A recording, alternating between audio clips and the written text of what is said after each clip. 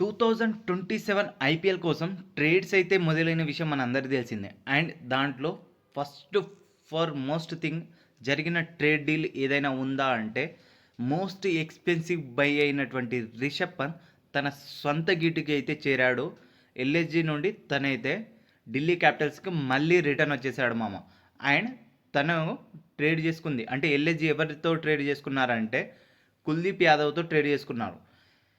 ఐపీఎల్లో most expensive player అయినటువంటి రిషబ్ పంత్ ధర 27 CR.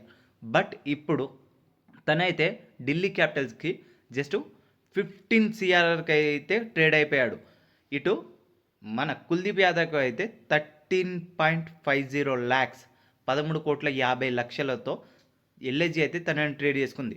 సో ఇది one of the biggest trade in IPL history of 2027గా మారుతుందేమో అని చెప్పేసి నేనైతే అనుకుంటున్నా. మరి మీరేమనుకుంటున్నారు కింద కామెంట్లో చెప్పండి.